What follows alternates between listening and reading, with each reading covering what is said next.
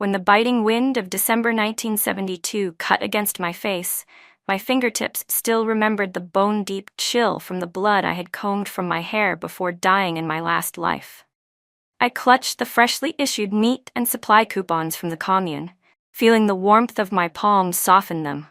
The stiff edges began to curl with the heat. The hatred boiling in my chest felt just as tangible as that piece of paper. In my previous life, Michael Carter had handed over the same kind of coupon to Laura Brown without saying a word, and I, foolishly, thought he was simply being soft-hearted. It wasn't until later, after his car accident when he needed a blood transfusion, that I realized how wrong I had been. He pinned me down and drew 300 cc of my blood. Later, I saw him give all the Army-issued blood replenishing and sugar supplements, not to me, his wife, but to that poor, widowed sister-in-law he claimed to pity so much. When I pushed open the door, a wave of icy air hit my face, making me shiver. The fire in the stove had long gone out. This time, unlike in my past life, I didn't rush to rekindle it. Instead, I walked straight to the rice jar, placed the meat coupon into a wooden box, and locked it securely. If I tucked it inside my cotton coat pocket, someone might find a way to take it again. But this time, no one was going to steal what belonged to my son and me. Just as I finished, the sound of a bicycle bell echoed from the courtyard. Michael Carter, in his army green officer's uniform, stood out sharply against the gray haze of the family compound. "Lillian, where's the hot water?" "I've been out all day. My throat's burning," he said as he stepped inside, carrying his canvas bag. His tone was full of entitlement, as if I had been born to serve him. I handed him the warm water I had prepared earlier and glanced at his limp, nearly empty canvas bag. In my past life, I had never noticed. Every time he came back from Laura's house, that bag was always this light. After he finished drinking, I asked casually, "Michael, on your way home, you didn't happen to see the meat coupon near the rice jar, did you?" "I just got it from the commune office and haven't had time to put it away yet." His hand paused slightly around the ceramic cup. His eyelids lowered. "Oh, that coupon? I gave it to Laura. She's raising 2 kids on her own. It's freezing out, and she hasn't had a bite of meat in weeks. Poor woman. Poor woman." I almost laughed aloud. In my previous life, I had been deceived by those same words for 3 long years. I didn't learn until just before I died that Laura's widow's pension was higher than our entire household's living expenses. All that pity was nothing but an act she put on for Michael. I turned, pulled out a brand new notebook from the cabinet, and opened it to the first page. Written clearly in ink were the entries. October 5th, 1972. Michael Carter gave Laura Brown food coupons and supplies. October 20th. 3 feet of fabric coupons. November 8th. 1 gold postal voucher. Each note was something I had written down based on the memories from my previous life, complete with the corresponding commune record numbers. "Take a look for yourself." I slapped the notebook down in front of him. "In just 3 months, what you've given Laura could feed our family for 2. Our child's coat elbows are worn through, and you said you'd get fabric to make me a new shirt. I haven't even seen the coupons. But Laura, she's walking around the compound flaunting a brand new synthetic silk dress you gave her." Michael's face darkened as he glanced at the notebook. "Why are you making such a fuss? You've been spying on me now?" "Lillian, I'm a regimental officer. Helping the family of a fallen comrade is my duty. Don't be unreasonable." "Unreasonable?" My voice rose despite myself. "Look at our child's clothes. Ask him when he last had a piece of meat." The words nearly slipped out, the same words I had cried out in my previous life, but I stopped myself. I almost forgot. It was still 1972. I had been reborn, and only I remembered the pain that came before. I took a deep breath, forcing down the turmoil in my chest. "Then go and get that meat coupon back today. Otherwise, don't bother coming home again." "I'm not going," Michael snapped, standing abruptly. The porcelain cup slammed onto the table with a heavy thud. "I already gave it away. There's no reason to take it back. Lillian, poverty has made you petty. If you keep making trouble, I'll move back to the barracks and won't come home anymore." He grabbed his canvas bag and stormed out, slamming the door so hard that dust fell from the ceiling. The wind howled through the cracks, but I didn't feel cold at all. In my previous life, after he stormed out like that, I had cried all night, thinking about how to make peace, how to take a step back. But this time, I only felt relief. I walked to the bottom shelf of the cabinet and pulled out that small, red blood donation certificate. The bold red letters, Type AB, on the certificate stabbed at my eyes. In my past life, that very blood type had sealed my fate. When Michael Carter was in a car accident, the military hospital doctors surrounded me, urging that only my blood could save him. He lay on the hospital bed, pale and weak, whispering, "Lillian, please, help me." My heart softened, and I agreed to donate blood. And what happened afterward? The moment he recovered, he went right back to Laura Brown's house every single day, without even a word of thanks. I shoved the blood donation certificate into the inner pocket of my cotton coat, gripping it so tightly that my knuckles turned white. In this life, I would never make the same mistake again. If Michael wanted to play the hero, if he wanted to protect that widowed woman, then let them destroy themselves together. I wasn't going to be their stepping stone anymore. Everything he owed me and our child, I would take back, piece by piece, with interest. The morning after Michael slammed the door and left, I bundled my son tightly in his cotton jacket and brought him next door to Mrs. Zhang. "Mrs. Zhang, I have to go to the commune to take care of some things today. Could you please watch him for a while? I'll come pick him up at noon for lunch." Mrs. Zhang agreed cheerfully and even tucked a piece of roasted sweet potato into my boy's hands. His face lit up, eyes squinting with joy as he clutched it. Just as I stepped out of Mrs. Zhang's yard, I heard that familiar, whiny, sobbing voice echoing from my own doorway, Laura Brown. In my previous life, it was this very day that she came, pretending her child didn't have a winter coat, begging for fabric coupons. I had fallen for her tears then, softened by her pitiful act, and gave her the coupons without hesitation. Later, I saw her parading around the compound in a brand new floral cotton jacket, made from those very coupons. This time, I didn't rush to open the door. Instead, I went back inside and took out 2 documents from the cabinet. One was the pair of fabric coupons the commune had just distributed, and the other was a receipt from the supply shop, showing that Michael had given Laura 3 feet of fabric coupons a few days ago. In my last life, I hadn't paid attention to these things. But after being reborn, I had made a point of retrieving that record from the shop. I tucked both papers into my coat pocket and strolled leisurely back to my doorway. Just as I expected, Laura was standing there, wearing the synthetic silk blouse Michael had given her recently. She held her younger son's hand. He was bundled up in a thick, well-made cotton jacket, the collar embroidered with little flowers. He didn't look the slightest bit like a child in need. The moment Laura saw me, tears streamed down her cheeks like broken beads on a string. "Lillian, thank goodness you're home," she wailed. "Please help me. It's freezing, and my older boy's winter coat is so torn it can't be worn anymore. If this keeps up, he'll get sick. You just got your fabric coupons. Give me a little, please. Help the child." As she spoke, she pushed her little boy forward. The boy stumbled, dropping the candy he'd been holding. His lips trembled as if he were about to cry, but one sharp glare from her made him swallow his tears and crouch down quickly to pick up the candy from the dirt. I watched this all-too-familiar act unfold, but this time I felt nothing, no pity, no softness. Instead, I smiled. "Laura," I said evenly, "didn't Michael just give you new fabric last month to make your son a coat? I remember it clearly. It was corduroy, the most fashionable kind right now. Thick and warm, too. How could it already be so torn you can't fix it?" Her sobbing faltered. Her eyes darted nervously as she stammered. That coat got burned last night when I was tending the stove. There's a big hole. No way to repair it." "Lillian, I know you're kind-hearted. Just give me a bit of fabric, 1 yard, even half. When spring comes and I save up more coupons, I'll pay you back."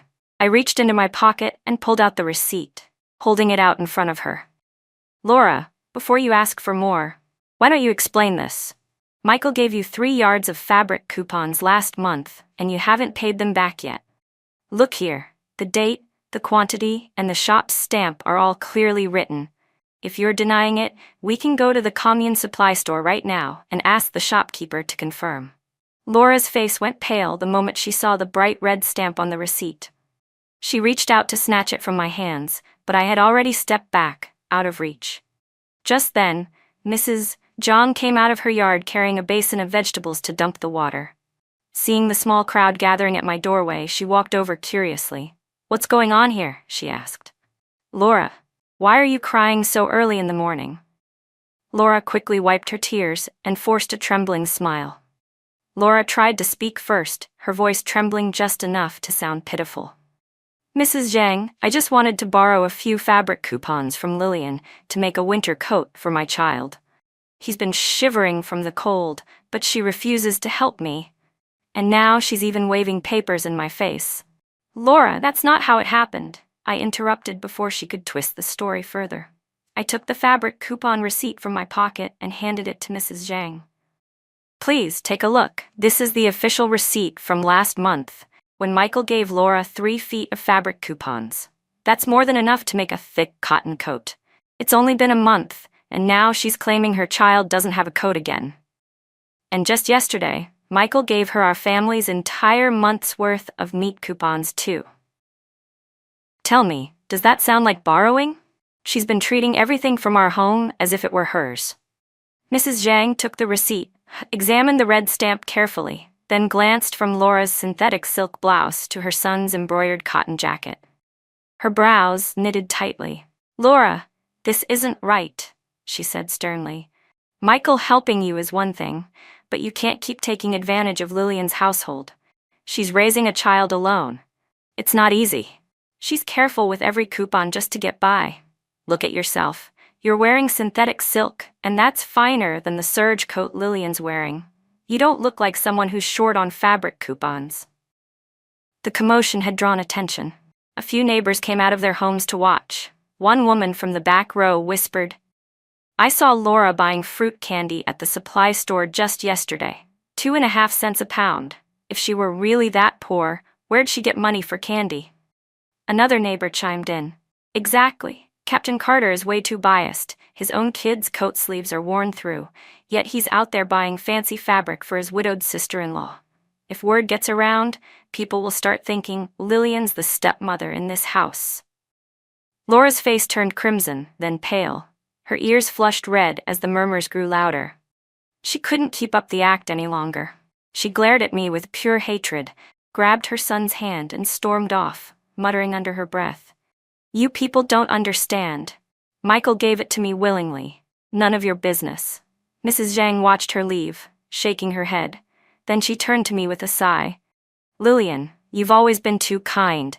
You kept letting her get away with things, but from now on, if Michael dares to give away anything from your home again, don't you stay quiet."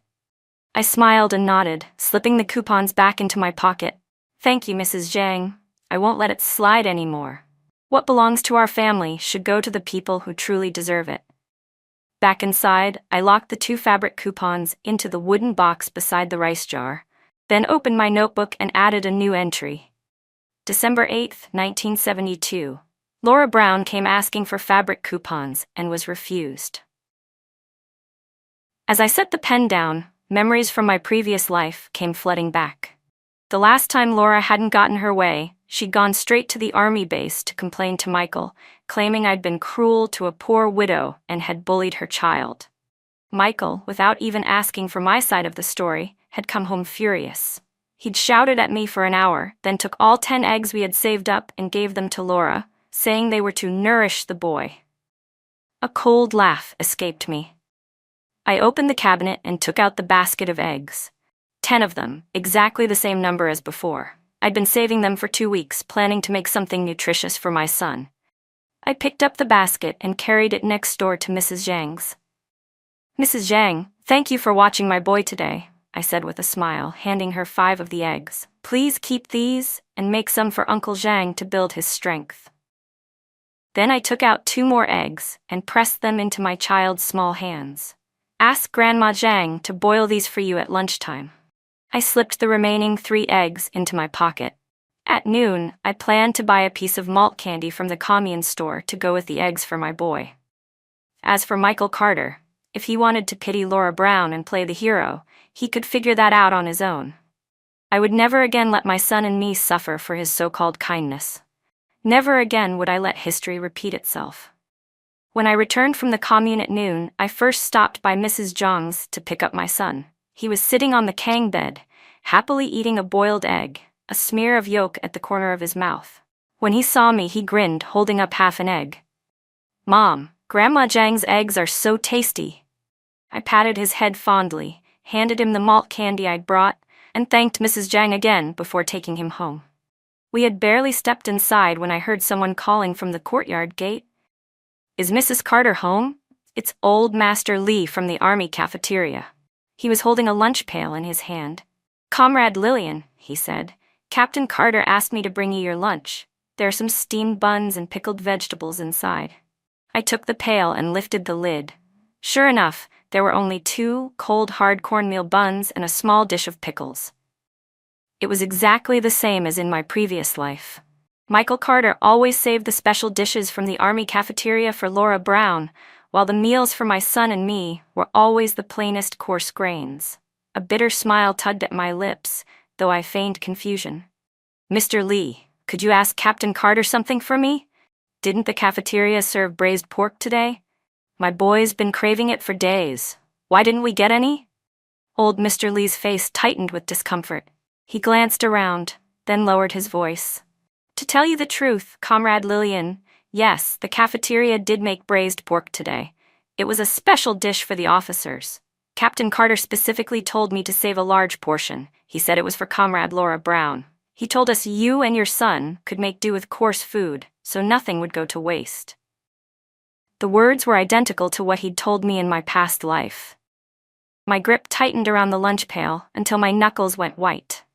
But I forced my voice to stay calm. "Thank you for telling me, Mr. Lee. You can head back now, I understand." He sighed, shaking his head as he walked away. After he left, I set my son down at home, giving him the malt candy and one of the buns to eat. Then, taking the empty pail, I headed toward the army cafeteria. In my last life, when I learned the truth, I had hidden at home and cried for hours, too afraid to confront him. But this time was different. This time, I wanted everyone to see exactly how Michael Carter could dote on a widow while neglecting his own wife and child. The cafeteria was right next to the family compound, not far at all. As I reached the entrance, I saw Michael coming out, holding a gleaming aluminum lunchbox that was still steaming. I didn't need to guess what was inside. It was the braised pork. When he saw me, he froze for a second, panic flickering in his eyes. "Lillian, what are you doing here?" "I came to ask you something." I stepped closer, my voice calm but loud enough for the nearby soldiers to hear. "The braised pork from the cafeteria. You sent it to Laura Brown, didn't you? What about us? My child's been dreaming about having some meat for half a month, and all you left for us were 2 cold corn buns." Michael's face darkened instantly. He grabbed my arm, trying to pull me aside. "There are people around. Let's talk about this at home." I yanked my arm free and raised my voice. "Why can't we talk about it here? You were bold enough to send the braised pork to Laura. Why are you afraid to admit it now? Mr. Lee already told me everything. You asked him to save a big portion for Laura, and said that my son and I could eat coarse food to avoid wasting resources. Tell me, Michael Carter, are you the husband and father of this family, or are you Laura Brown's guardian angel?" The nearby soldiers stopped what they were doing, forming a curious circle around us. Michael's face flushed a deep red. "Lillian Carter, you're being ridiculous," he barked. "Laura's raising her kids alone. What's wrong with me giving her a little meat? Can't you be more generous?" "Generous?" I pulled out the notebook I'd been keeping, the one filled with every record of his kindness. Flipping it open, I held it up for the soldiers to see. "Everyone, take a look. Over the past 3 months, here's what Captain Carter has given Laura Brown. 20 pounds of grain coupons, 12 feet of fabric coupons, 3 postal vouchers, and just yesterday, he handed her our family's entire month of meat coupons. And now, even the Army's special braised pork, he's setting aside for her, while my son and I are left with cold buns. Is this what you call a good officer? A good husband and father?" The soldiers exchanged looks, murmuring among themselves as they passed around the notebook. The whispers grew louder. "I didn't think Captain Carter was that kind of man. He's showing way too much favoritism. Yeah, his own kid barely has meat to eat, but he keeps feeding that widow. Doesn't she get a widow's pension? Why is she still living off him?" Michael's entire body trembled with anger. He lunged forward, trying to snatch the notebook from my hands, but an older soldier quickly stepped between us. "Captain Carter, calm down first," the man said firmly.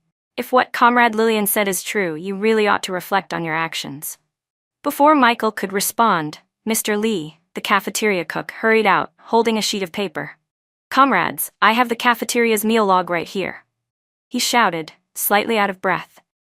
"It clearly shows that for the past half-month, Captain Carter has personally instructed me to send special dishes to Laura Brown, braised pork, stir-fried eggs, and other rations. Not once has it stopped." Michael looked at the ledger in Mr. Lee's hand, then at the disgusted, disappointed stares of the soldiers surrounding him. His mouth opened, but no words came out. I let out a cold laugh, pulled the 2 cold hard corn buns from my pocket, and tossed them at his feet. "Michael Carter, my son and I won't eat these anymore. You can share them with your precious widow. From now on, whatever you want to eat, or whoever you want to feed, it has nothing to do with us. And don't you ever step foot in our home again." Without waiting for his reply, I turned and walked away. Behind me, his angry, frantic shouts echoed through the courtyard, mixed with the murmurs of the soldiers. I didn't look back. There was only one thought in my mind. This was just the beginning. The money he owed me, the things he took from us, I would reclaim them all, piece by piece. When I returned home from the cafeteria, my son was already asleep on the heated brick bed, clutching half a piece of malt candy in his tiny hand. I gently pried it free, tucked the blanket around him, and turned to sit at the table. Under the dim glow of the kerosene lamp, I began sorting through the evidence I had hidden for so long. From the very bottom of the wooden chest, I pulled out a stack of remittance receipts, proof of the money Michael had sent to Laura Brown. I spread them out carefully and started recording them in my notebook. September 15, 1972, 5 yuan sent. October 23, 1972, 8 yuan sent. November 30, 1972, 6 yuan sent. 3 months in total, 19 yuan. Michael's monthly salary was only 45 yuan. The money he sent to Laura amounted to nearly 1/7 of his income, while for our entire household, he gave me only 20 yuan each month. I had to scrimp even for coal money. I organized the receipts by date and added them neatly into my notebook. All of this, every yuan, was part of our marital property. In my past life, I hadn't understood that. I had thought he was being kind, helping a poor widow. Only when I filed for divorce later did I realize that money legally belonged to my son and me too. This time, I wasn't just going to make him return it. I would make sure the entire army saw how he had used his salary to support a widow while neglecting his own family.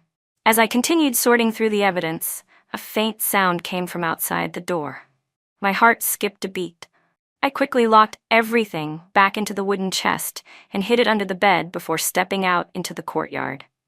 No one was there, just the cold wind carrying a swirl of fallen leaves. I remembered how, in my past life, after Michael had lost face at the cafeteria, he had come home that night and secretly searched through my belongings, trying to find evidence that I was making trouble for him. Luckily, I had hidden my notebook in the stoveroom back then, so he hadn't found it. This time, I had taken extra precautions, placing the wooden chest under the bed and adding a small lock. I wasn't going to give him another chance. Back inside, I reached into the inner pocket of my cotton coat and pulled out a small note, the one that Zhao, the postal worker at the commune, had secretly slipped me yesterday. It read, November 1972. Captain Carter asked me to deliver 2 cans of powdered milk to Laura Brown, saying it was to strengthen her child's health. Zhao had also told me that the milk powder was special supply from the army, something Michael hadn't even given to his own son. I pasted the note onto a blank page of my notebook, the corner of my mouth curling into a cold smile. So generous, I thought. He treats someone else's child better than his own. Once everything was in order, I thought of my older brother, William Lin, who worked as a commune official. He was upright and fair. In my previous life, every time I had suffered injustice, he was the one who stood up for me. I took out a sheet of letter paper and my fountain pen, then began to write. Brother, I can't live with Michael anymore. He's been giving our household coupons and money to his widowed sister-in-law, Laura Brown, while mistreating me and our child. I want to divorce him, and I need your help." After finishing the letter, I folded it carefully, placed it into an envelope, and set it aside to have the commune's postman send it out first thing in the morning. Just as I was putting it away, a thought suddenly struck me: the marriage certificate and the savings. Our marriage certificate had gone missing when we moved. I had urged Michael Carter many times to get it reissued, but he always said he didn't have time. Now that I thought about it, he must have done it on purpose, afraid that once I had the certificate in hand, I'd use it to divorce him. I searched through every drawer but couldn't find the marriage certificate anywhere. Strangely, instead of panic, I felt relief. That meant if he ever tried to use our marriage as a leash again, I could simply tell him we weren't legally registered as husband and wife. He'd have no argument left. I noted the matter about the marriage certificate in my notebook and drew a circle around it to remind myself to visit the civil affairs office at the commune the next day to confirm. By the time I finished, the sky outside the window had already turned pale gray. Stretching my arms, I walked to the bedside and looked at my sleeping son. His soft, peaceful face strengthened my resolve. For him, and for myself, I had to end things with Michael completely. I would never again be that weak woman who let others trample all over her. The next morning, I handed the letter to the postman, then went to the commune's civil affairs office to verify the marriage certificate issue. The staff confirmed that Michael Carter had never reapplied for one. As I walked out of the office, I felt a strange sense of peace settle in my chest.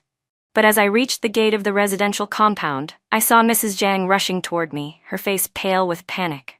"Lillian, something's happened. Captain Carter's in trouble." Her words hit me like a stone dropped into still water.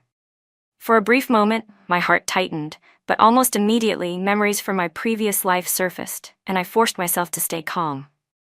In my past life, it had been this very day when Michael drove Laura Brown to the county to buy fabric.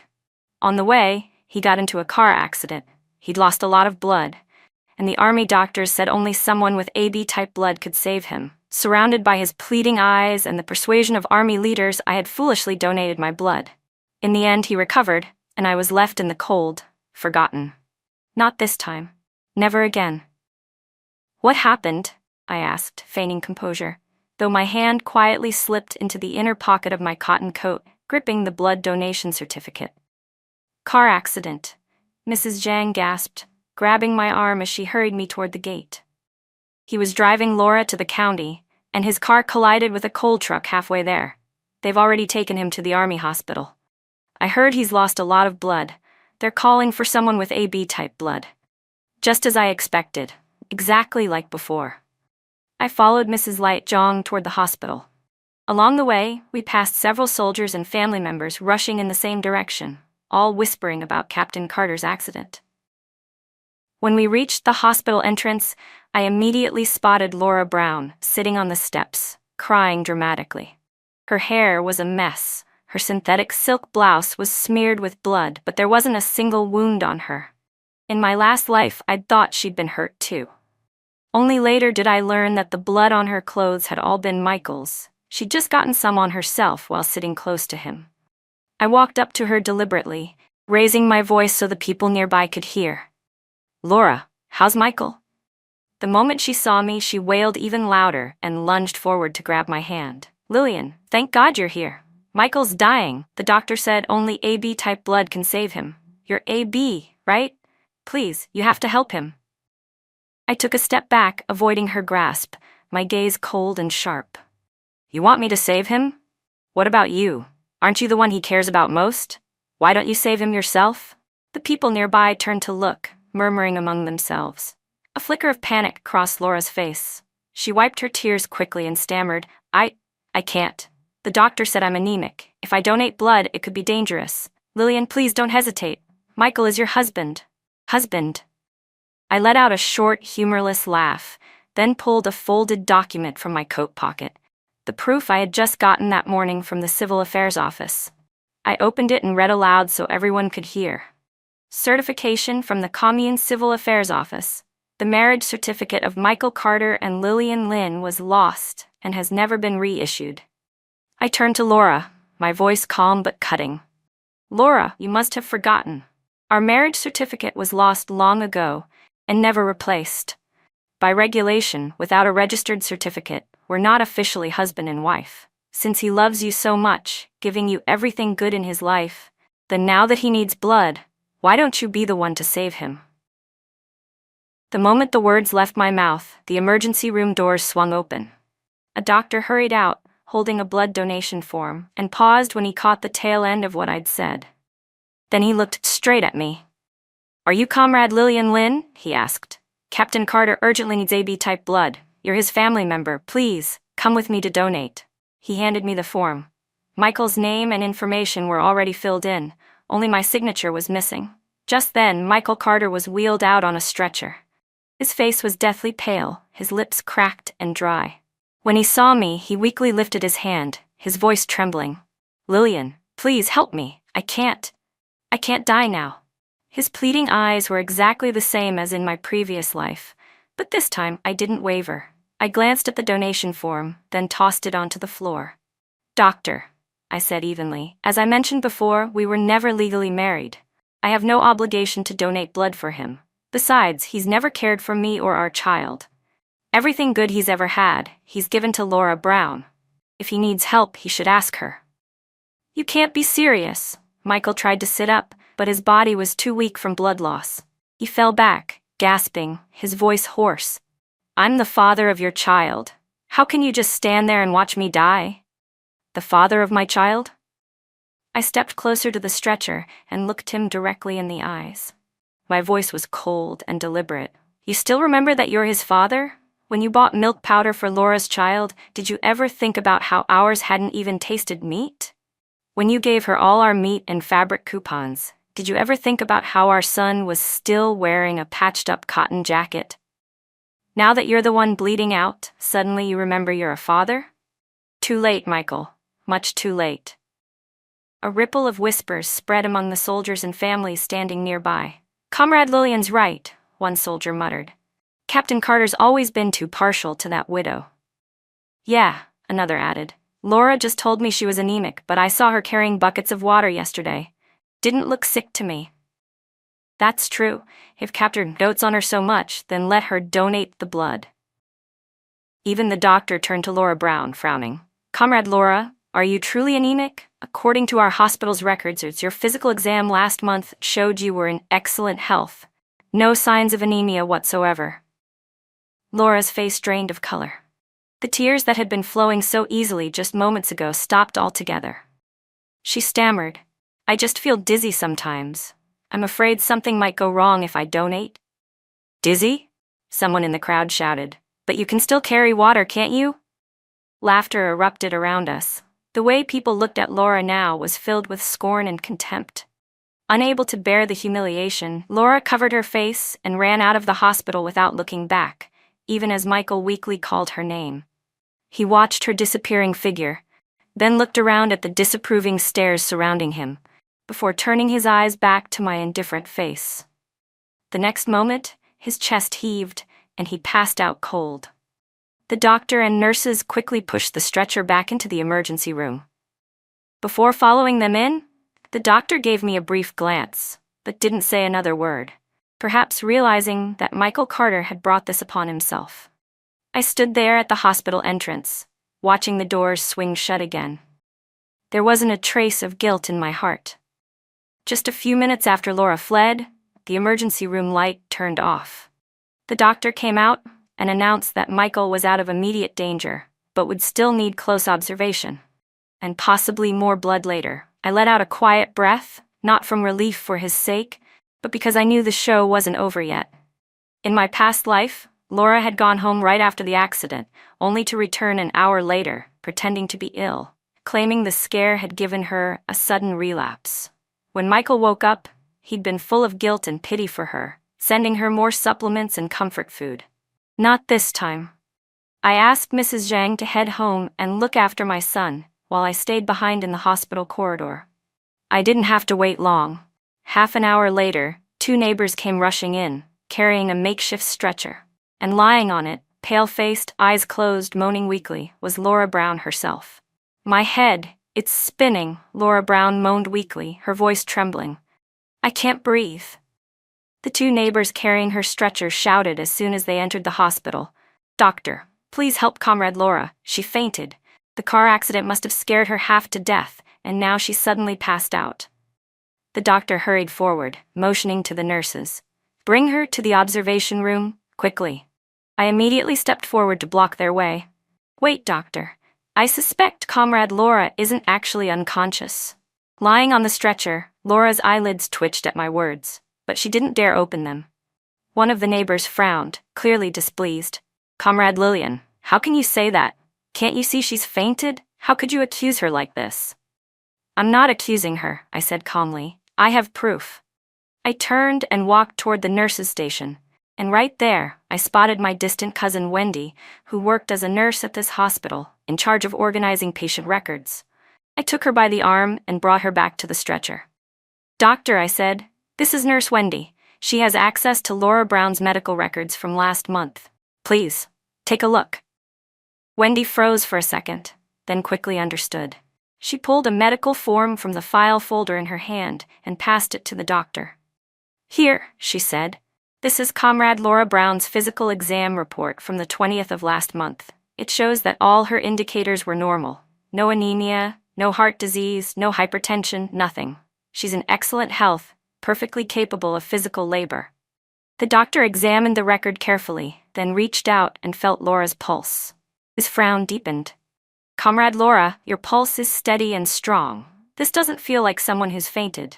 If you're fine, please get up. On the stretcher, Laura's face flushed red, then drained white. Still, she stubbornly kept her eyes shut. I gave a cold laugh and leaned down beside her, lowering my voice so only she could hear. Laura, if you don't get up right now, I'll tell everyone here what you were doing yesterday, buying candy at the commune store and hauling water, and maybe I'll mention the little secrets between you and Michael Carter. How about that? Should I let everyone see what kind of woman you really are? Her whole body stiffened. Then, all at once, she bolted upright, her eyes wide open. I just felt a little dizzy earlier, she stammered, forcing a shaky smile. I'm fine now, really. No need to trouble the doctor. The moment she sat up, everyone around her understood. So she was faking it, someone exclaimed. She just didn't want to donate blood. Exactly. Captain Carter's treated her so well, and this is how she repays him? She's nothing but an ungrateful fraud, probably just using him for his money and supplies. The murmurs grew louder, the crowd's eyes full of disgust and mockery. Laura's face burned crimson. Unable to endure another second, she jumped off the stretcher, pushed through the onlookers, and ran toward the hospital exit, faster than before, without daring to look back. The two neighbors who had carried her stood frozen, embarrassed, not knowing what to say. The doctor watched Laura's retreating figure, then sighed and shook his head. Comrade Lillian, you've been wronged. I didn't expect Captain Carter to be so foolish, to trust the wrong person. I gave him a faint smile but said nothing. It's not too late for him to see the truth, I thought. Everything Michael owes me, he'll pay it back, sooner or later. After thanking Wendy, I turned to leave the hospital. But as I reached the entrance, Michael's orderly came running toward me, carrying a metal thermos container. Mrs. Carter, he said respectfully, a little out of breath, this is chicken soup from the Army cafeteria. Captain Carter just woke up. He asked me to bring it to you. He said, please don't be angry anymore. He knows he was wrong. I looked at the thermos and felt a cold laugh rise in my chest. In my previous life, it had been exactly like this. He had sent me chicken soup, thinking a single bowl of warmth could wash away all the betrayal, all the hurt, and I had been foolish enough to forgive him. Not this time. I waved my hand dismissively. Take the soup back. I don't need it. Tell him this. Things between us are far from over. I turned away right after speaking, leaving the orderly frozen where he stood. When I got home, my son was already awake, playing hopscotch in the courtyard with Mrs. Zhang. The moment he saw me, he ran over and threw himself into my arms. Mom, where'd you go? I missed you so much. Warmth flooded my heart as I held him close and kissed his forehead. Mom just had some things to take care of, I whispered. From now on, I'll always be here with you. After putting him down for a nap, I heard footsteps and a few coughs outside the gate. When I opened the door, I saw Commissar Wang Jiangwo from the regiment standing there, accompanied by 2 clerks carrying notebooks. I knew exactly why they were here: to investigate Michael Carter's car accident and the blood donation incident. They had come in my previous life too, but back then, I hadn't dared to show them any evidence, and the matter had quietly been buried. Not this time. I wasn't going to let Michael Carter get away with it so easily again. "Comrade Lillian," Commissar Wang greeted politely as he stepped inside, his tone calm but official. "Sorry to disturb you. We're here to learn about what happened the day of Captain Carter's car accident and the situation regarding the blood donation. Would you mind sharing what you know?" I nodded, gesturing for them to sit at the table, and poured them each a cup of hot water. Then I went to the wooden chest and brought out the notebook full of records, along with the remittance receipts and the fabric coupon stubs, laying them neatly across the table. "Commissar Wang," I said evenly, "please take a look at these. You'll understand everything once you see them." He opened the notebook and began reading page by page. As he went on, his brow furrowed deeper and deeper. The 2 clerks beside him took notes quickly, occasionally glancing up at me with visible astonishment. 3 months, 20 pounds of grain coupons, 12 feet of fabric coupons, 3 postal vouchers, and 19 yuan in remittances, Wang murmured aloud before setting the notebook down, his expression stern. "Comrade Lillian, all this was given to Laura Brown by Captain Carter?" I nodded. "Yes, and there's more. The special dishes from the army cafeteria too. Michael gave Laura braised pork and stir-fried eggs every month without fail. You can ask Mr. Lee the cook, he can confirm it. Meanwhile, my son and I only had coarse corn buns to eat. The child's jacket has been patched several times and Michael never cared." Commissar Wang's face darkened even further. He was just about to speak when a familiar, sobbing voice came from outside the courtyard. Laura Brown appeared, supporting Michael Carter by the arm as they slowly walked in. Michael's face was still pale, but he forced himself to stand straight. "Commissar Wang," he began with a weak smile, "why are you here? Did someone say something bad about me?" "Michael Carter, you should stay quiet for now," Wang said sharply before turning his gaze on Laura. His tone grew colder. "Comrade Laura Brown, I have a question. On the day of Captain Carter's accident, he urgently needed AB-type blood. The doctor confirmed your health was perfectly fine, yet you refused to donate and even lied about having anemia. Why?" Laura's whole body trembled. She tried to hide behind Michael, her voice small and shaky. I was just scared. I've never donated blood before. I was afraid something might go wrong." "Afraid?" I let out a short, cold laugh and took a note from my pocket, the one written by Zhao, the commune postal worker. I held it up for everyone to see. "You were afraid to donate blood, but not afraid to haul water or buy candy? Last month, you even asked Zhao to deliver 2 cans of powdered milk for you. Said it was for your child's health. That powdered milk was an army special supply. Michael didn't even save a single can for our son, but you took it without hesitation. You've taken so much from him, yet when he needs help, you're the first to run away. And that's what you call being afraid?" Laura's face went paper white. She opened her mouth but couldn't form a single word. Michael immediately stepped forward, shielding her behind him. "Commissar Wang, this has nothing to do with Laura. I gave her those things willingly. As for the blood donation, it was my business, not hers." "It has nothing to do with her," Michael Carter said quickly. "Lillian, stop holding on to this. We've been husband and wife for years. Can't you just forgive me?" "Husband and wife?" I gave a sharp laugh and pulled a folded paper from my coat pocket, handing it to Commissar Wang.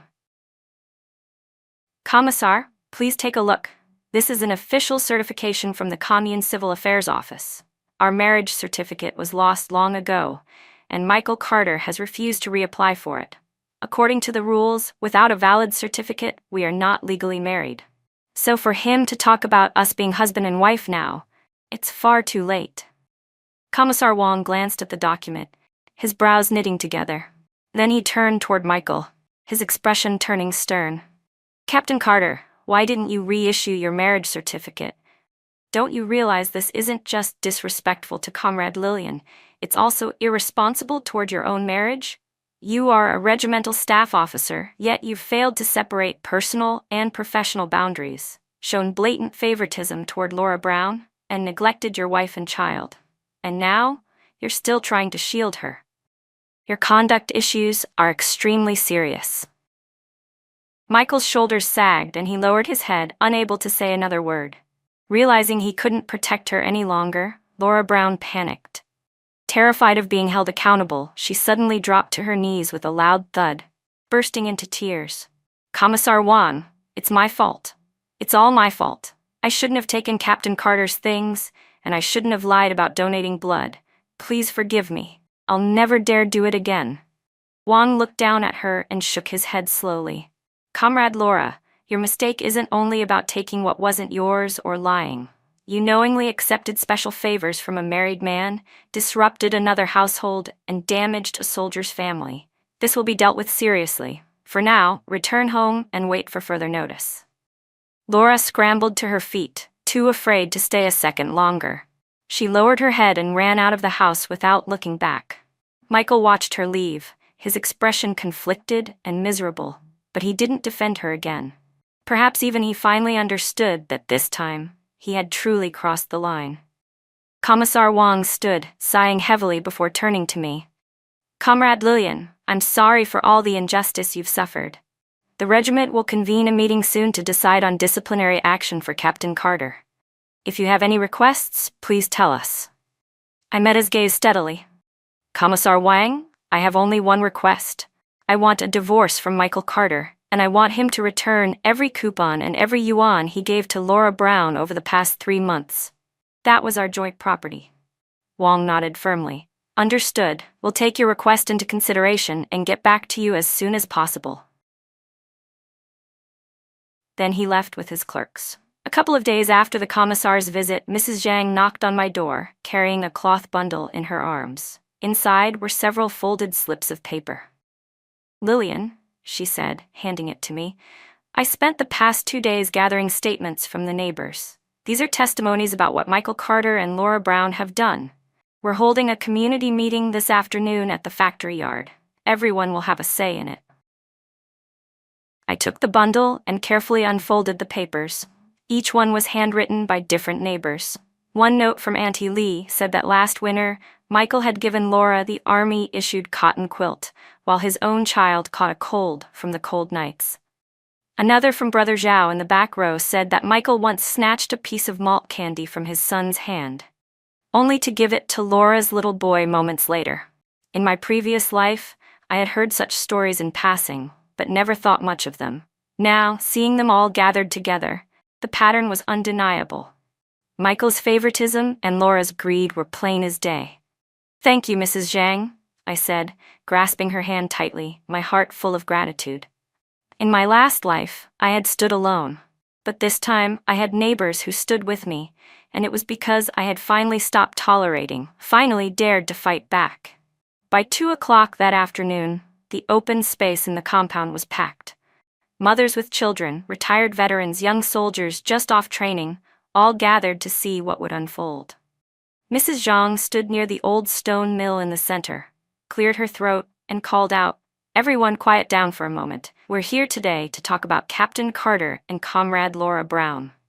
Lillian and her child have endured a lot these past few months. Let's lay everything out and let everyone judge for themselves." The moment she finished speaking, whispers began to ripple through the crowd. Mrs. Zhang raised the fabric coupon receipt and remittance stubs I'd given her earlier, holding them high for everyone to see. "Everyone, take a look at this," she called out. Over the past 3 months, Captain Carter gave Laura Brown 20 pounds worth of grain coupons, 12 feet of fabric coupons, and 19 yuan in cash. Think about it. How many coupons do our families even get each month? Lillian's boy's coat is full of patches, and Captain Carter didn't lift a finger to help them. Instead, he gave everything to Laura. The moment she finished, the entire courtyard erupted. Auntie Lee squeezed her way to the front, pointing toward Laura's house. I knew something wasn't right. Last month, I saw Laura wearing a new synthetic silk blouse. I thought she bought it herself. Turns out Captain Carter gave it to her. Meanwhile, Lillian's still wearing that old jacket from 2 years ago. How's that fair? Then Brother Zhao stepped forward, holding up a crumpled candy wrapper. My son got a piece of malt candy last month. Just one piece. Captain Carter snatched it right out of his hand and said it was for Laura's younger boy. My kid cried all afternoon, and he didn't even get an apology. One by one, the neighbors spoke up. Some said Michael Carter had given Laura all the soap and toothpaste that the army distributed. Others said Laura often spread gossip about me, calling me stingy and difficult. A few mentioned seeing her bragging at the commune store, showing off the things she'd gotten from Michael. Voices rose, accusations flew, and every dark detail of what those two had done came spilling out. The crowd's anger grew louder by the minute. Right then, Laura Brown appeared at the edge of the open yard, carrying a vegetable basket. The moment she was spotted, someone shouted, "There she is, Laura's here. Let's ask her why she took so many things from Captain Carter, but refused to donate blood to save him." Her face went pale. She turned to run, but several women blocked her path. Flustered, she dropped the basket, potatoes rolling across the dirt. "I didn't mean to. I was just scared," she stammered, her hands trembling. Mrs. Zhang bent down to pick up the fallen basket. "Scared of donating blood, huh? But you weren't scared to take what wasn't yours. Captain Carter gave you enough coupons and rations to feed your family for half a year. Don't you feel the least bit guilty?" Laura opened her mouth but couldn't answer. She covered her face and began to sob. But this time, no one pitied her. A woman near the front threw a wilted cabbage leaf at her feet. "You still have the nerve to cry? Lillian and her son suffered 10 times more than you ever did." The crowd grew even more agitated. Some shouted for her to return everything she'd taken. Others said they'd never associate with her again. Seeing the fury around her, Laura pushed through the people and ran home, slamming the door shut behind her. She didn't even dare pick up the scattered potatoes. Not long after, Michael Carter returned from the hospital. As soon as he stepped into the compound, he heard the murmurs and saw the stares. His face went ghostly white. He lowered his head, trying to hurry home unnoticed, but a few veterans stepped in front of him. "Captain Carter," one of them said coldly, "why don't you tell everyone why you favored Laura so much? Don't you feel ashamed of how you treated Lillian and her boy?" Michael opened his mouth to explain, but more people surrounded him, demanding answers, their voices overlapping in anger and disappointment. Overwhelmed, he pushed through the crowd and ran home, slamming the door shut. He didn't even dare go to the regiment to collect the disciplinary notice that was surely coming. In the following days, no one spoke to Michael Carter or Laura Brown. When Laura went out to buy vegetables, people avoided her. The shopkeeper at the commune store refused to let her buy on credit. When Michael went to the cafeteria, the cooks only gave him plain, coarse food. No special dishes, no privileges. They became outcasts in the compound, avoided, whispered about, and pointed at wherever they went. Standing by my doorway, I watched Laura hurry home with her head down, her shoulders shaking. I felt no satisfaction, only a quiet sense of release. It wasn't revenge that drove me. It was simply justice. They had made their choices, and now they were facing the consequences. That night, as I held my son in my arms, he looked up at me with sleepy eyes and asked softly, "Mom, why doesn't anyone talk to Uncle Michael and Aunt Laura anymore?" I brushed his hair gently and said, "Because, sweetheart, they did something wrong. They need to understand that when you do something wrong, there are consequences," I told my son softly. "From now on, we'll live our lives well and stay far away from them." He nodded sleepily, half understanding, half not, then nestled against me and drifted off to sleep.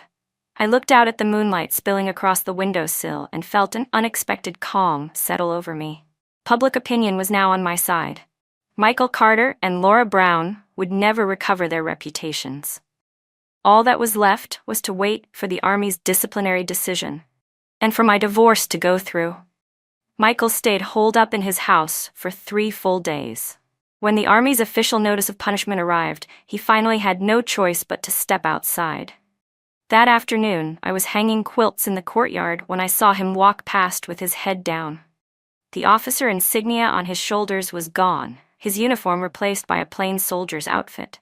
I didn't need to ask, I already knew he'd been demoted. Not long after, there was a knock on my door. I thought it was Mrs. Zhang. But when I opened it, Michael was standing there instead, holding a small cloth bundle. A forced smile tugged at his lips. "Lillian," he said awkwardly, "I came to see you and the kid." I didn't let him in. Leaning against the doorframe, I looked at him coolly. "What do you want? There's nothing left to say between us." His smile faltered. He held the bundle out toward me. "There are 2 pounds worth of meat coupons and a piece of fabric coupon in here.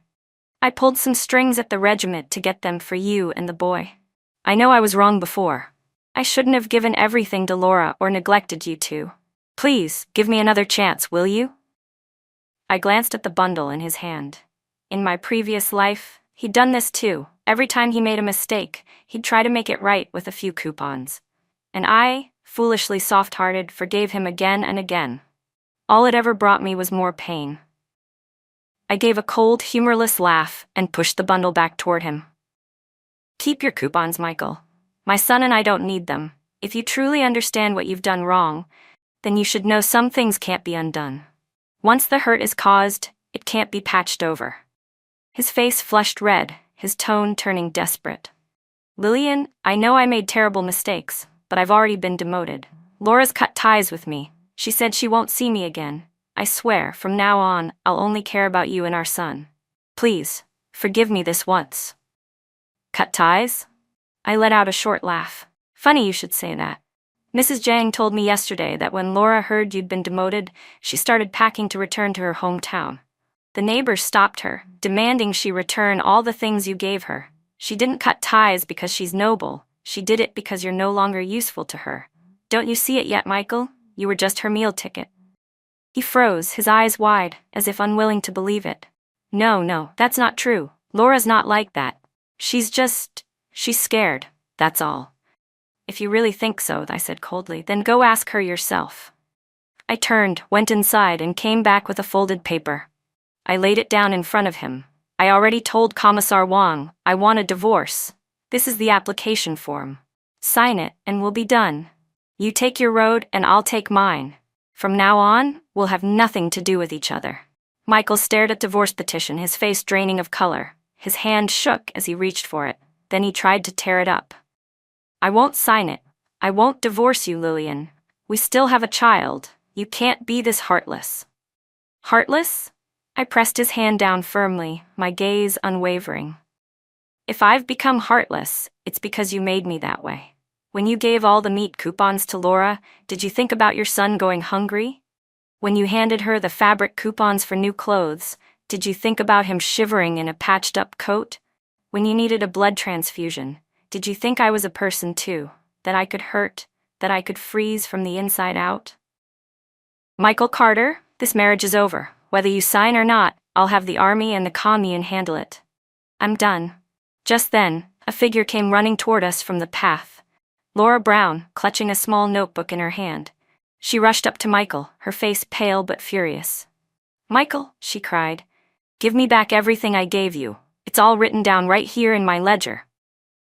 You gave me 20 pounds worth of grain coupons, 12 feet of fabric coupons, 19 yuan in cash, and 2 cans of milk powder," Laura Brown shouted, her voice trembling with both fear and resentment. "You'd better give them back to me right now, or I'll report you to the army." Michael Carter stared at her, then at the notebook in her hand, his face full of disbelief. "Laura, how could you do this to me? After everything I've done for you, I gave you so much, treated you so well, and now you want me to give it all back?" Laura crossed her arms, her expression hard. "You gave them willingly. I didn't steal anything. But now that you've been demoted, I want nothing to do with you. Return everything so people don't say I took advantage of you." Neighbors nearby had already heard the commotion and began gathering around, watching the scene unfold. Their eyes were full of contempt. Laura noticed the growing crowd and panicked. She no longer cared about the things she came for. She shoved the notebook into Michael's chest, pushed through the onlookers, and ran off again, this time even faster than before. She didn't even bother to pick up the ledger she'd left behind. Michael stood frozen, staring after her retreating figure. Then he looked down at the notebook in his hand and back up at me. I stood silently at the doorway, my expression cold and detached. That was the final blow. He broke. He crumpled to the ground, covering his face with his hands, and began to cry. I didn't look at him again. I turned, walked into the house, and shut the door behind me. His tears no longer had any power over me. That evening, Commissar Wong sent word that the army had officially approved my divorce petition and ordered Michael to sign the papers immediately. Under pressure from his superiors, Michael finally signed. The day after I received the divorce certificate, I packed up our few belongings and took my son to leave the army compound.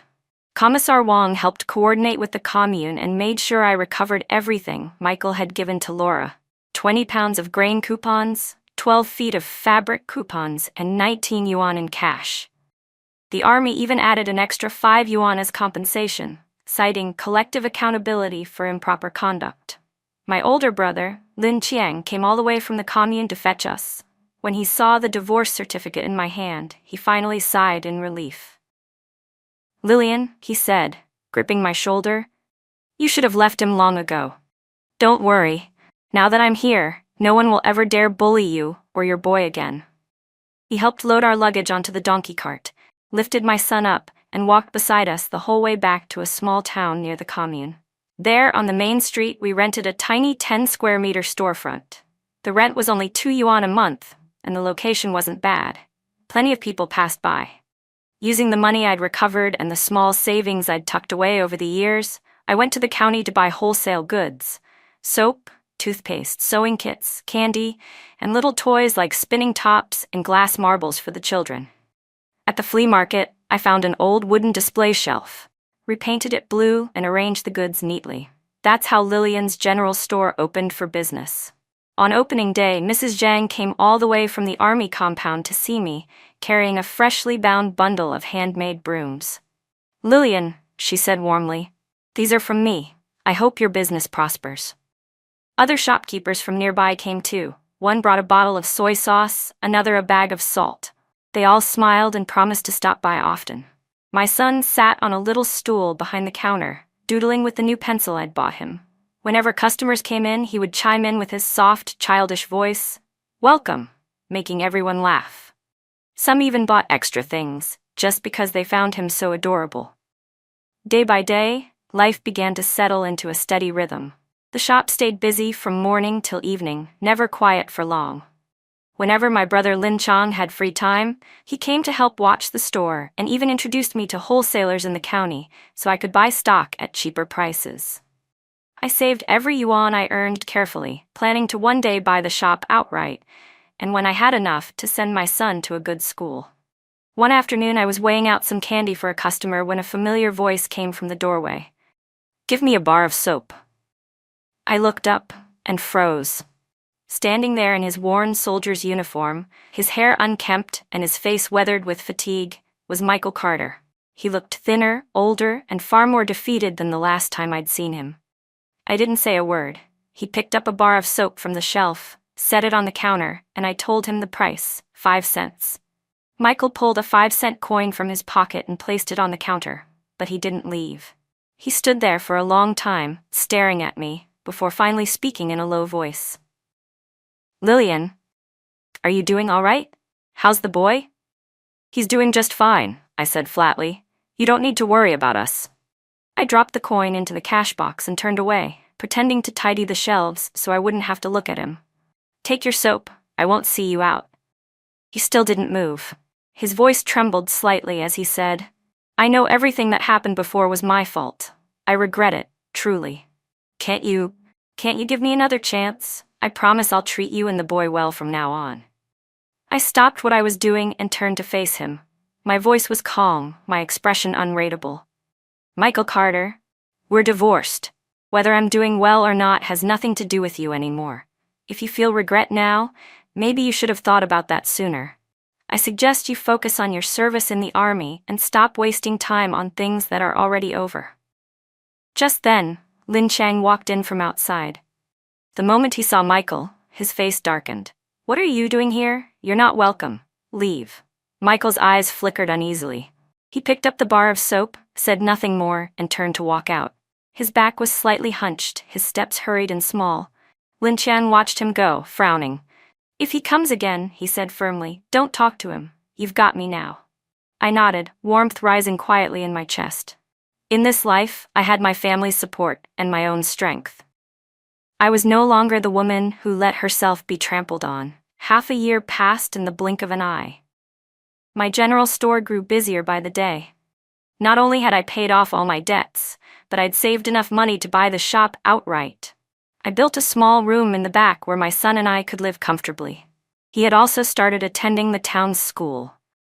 Every afternoon after class, he would come to the shop to help out, his grades always among the best in his class. One evening, after closing up, he rested his head against my chest and asked softly, "Mom, our life now, it's much better than before, isn't it?"